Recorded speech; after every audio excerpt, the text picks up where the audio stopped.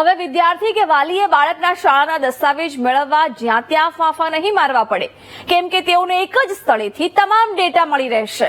આ માટે સરકારે એક સુવિધા શરૂ કરી છે, જેને અપાર આઈડી નામ આપવામાં આવ્યું છે.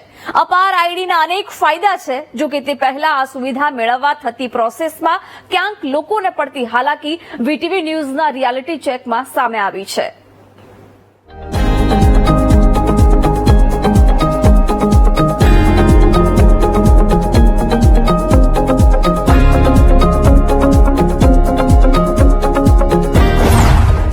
વિદ્યાર્થીઓના શૈક્ષણિક ડેટા સંગ્રહ કરવાનો વિકલ્પ. શરૂઆતથી અંત સુધીનો ડેટા મળશે એક ક્લિક પર. ઓનલાઈન ડેટા મળતા અનેક સમસ્યા દૂર થશે. વિદ્યાર્થીઓના બનશે one nation one student ID. શાળાઓમાં ફોર્મ ભરાવવાની થઈ છે શરૂઆત. રિયાલિટી ચેકમાં સમસ્યા આવી સામે. જી હા, આજનો સમય ડિજિટલ બની રહ્યો છે. ઓનલાઈન ટ્રાન્ઝેક્શન સાથે લાયસન્સ, આરસી બુક, ઇન્સ્યોરન્સ સહિત અનેક સુવિધા ઓનલાઈન મળી રહી છે. ત્યારે સરકાર વિદ્યાર્થીઓના ડેટાને વધુ સારી રીતે સુરક્ષિત કરવા જઈ રહી છે. જ્યાં વિદ્યાર્થીઓ અને વાલીઓને એડમિશન સમયે કે પછી જરૂરી કામ સમયે શૈક્ષણિક પુરાવા શોધવામાં હાલાકી પડતી હતી, પ્રથમ તે દૂર થશે. કેમ કે સરકારે વિદ્યાર્થીઓ માટે અપાર આઈડી સુવિધા શરૂ કરી છે, જ્યાં બાળકના શરૂઆતથી લઈ છેલ્લે સુધી અભ્યાસના પુરાવા તેમાં મળી રહેશે. જે પ્રક્રિયાથી નોકરી મેળવવામાં થતા ભ્રષ્ટાચાર અટકવાની પણ શક્યતા શાળા સંચાલકો અને શિક્ષકોને લાગી રહી છે. કેમ કે આ પ્રક્રિયાથી વિદ્યાર્થીનો ડેટા સાચો અને સચોટ મળશે અને તેના નામે કોઈ કૌભાંડ કે ગોટાળો થતા અટકી જશે. સ્ટુડન્ટ માટે ખૂબ ફાયદાકારક છે. સાથે વાલીને એટલા માટે ફાયદાકારક થશે કે સ્ટુડન્ટને આ જે નંબર જનરેટ થશે એનાથી એ જ્યાંથી જ્યાં સુધી એણે એજ્યુકેશન લીધું એ દરેક બધી જ માર્કશીટ એની બધું જ એમાં રેકોર્ડ થઈ જશે. જ્યારે ફ્યુચરમાં કોઈ જોબ લેવા જશે કે બીજું કંઈ બી કરવા જશે તો એ નંબર ઉપરથી કંઈ પણ ખોટું થતું હશે તો અટકી જશે, કારણ કે એ વખતે એનું એ નંબર ઉપરથી બધું જ રિઝલ્ટ એનું જોવા મળશે. અપાર એટલે automated permanent academic account registry. અપાર આઈડી આધાર કાર્ડની જેમ જ એક કાર્ડ કહી શકાય, જેમાં 12 નંબરનો અરજદારનો આઈડી નંબર હોય છે. જે નંબર બન્યા બાદ તેની મદદથી અને ડિજીલોકરની મદદથી તેમાં જ તમામ ડેટા મળી રહેશે. જે સુવિધા 2020માં સામે લવાઈ.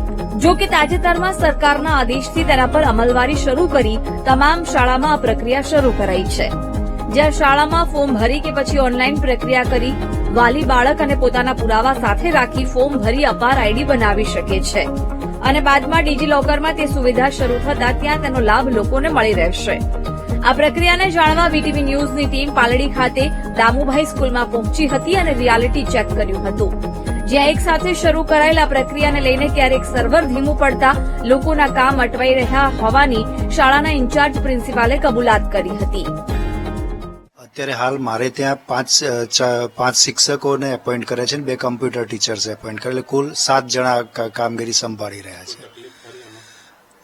ક્યાંક માઇનર એ લોકોનું રજૂઆત એવી હોય છે કે સર્વર થોડું સ્લો પડે છે, કારણ કે એક સાથે આખા અમદાવાદમાં કે આખા ગુજરાતમાં આ પ્રવૃત્તિ ચાલતી હોય તો સ્વાભાવિક છે કે સર્વર ઉપર એકદમ ભરાવો થવો, એટલે સર્વર સ્લો ચાલે. અપાર આઈડી દરેક વિદ્યાર્થીને કાયમી 12 અંકનું આઈડી અસાઇન કરે છે. અપાર આઈડીથી વિદ્યાર્થીઓની શૈક્ષણિક પ્રગતિ અને સિદ્ધિઓને ટ્રેક કરી શકાશે. એક સંસ્થામાંથી બીજી સંસ્થામાં ટ્રાન્સફરની સુવિધા સરળ બને છે. અપાર આઈડી કાર્ડ તમામ વિદ્યાર્થી માટે ફરજિયાત રહેશે. અપાર આઈડી કાર્ડ બનાવવા માટે વિદ્યાર્થીનું આધાર કાર્ડ જરૂરી રહેશે. સ્કૂલ અને કોલેજો પણ વિદ્યાર્થીના માતા પિતાની સંમતિ લીધા બાદ અપાર રજીસ્ટર કરાવી શકે છે. કેટલાક કિસ્સામાં બાળકના જીઆર અને આધાર કાર્ડમાં નંબર મેચ ન થવાને કારણે પ્રક્રિયા અટકતી જોવા મળી. આ વચ્ચે વાલીઓએ પુરાવાને લગતી સમસ્યા દૂર કરવા માંગ કરી છે.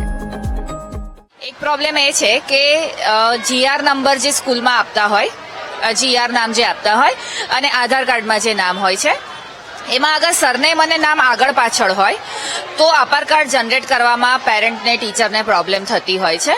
તો હું દરેક પેરેન્ટને એવી વિનંતી કરું અને એવું સજેશન પણ આપું કે જો તમે એ સરખું કરી દેશો તો તમારું અપાર કાર્ડ ખૂબ સારી રીતના જનરેટ થશે. અપાર આઈડી કાર્ડ બનતા વિદ્યાર્થીને one nation one student ID card મળશે, જેનાથી બાળકોને એક સ્કૂલમાંથી બીજી સ્કૂલમાં ટ્રાન્સફર લેવામાં સરળતા રહેશે. સ્કોલરશીપ માટે પણ આ સુવિધા મદદરૂપ થશે, તેમજ અન્ય સરકારી લાભમાં પણ તેનો ફાયદો થઈ શકે છે, જેથી આ સુવિધાને વાલીઓએ પણ વધાવી હતી. Automated permanent academic account registry ID card વિદ્યાર્થીઓને તેઓના પરિણામો, સર્વગ્રાહી મૂલ્યાંકન રિપોર્ટ કાર્ડ તેમજ ઓલિમ્પિયાડ, રમતગમત એવોર્ડ, સ્કિલ ટ્રેનિંગ સહિત વિવિધ પ્રકારના રેકોર્ડને પણ ડિજિટલી બનાવશે. વિદ્યાર્થી ઉચ્ચ શિક્ષણ માટે અને રોજગાર માટે આ ક્રેડિટ સ્કોરનો ઉપયોગ કરી શકે છે.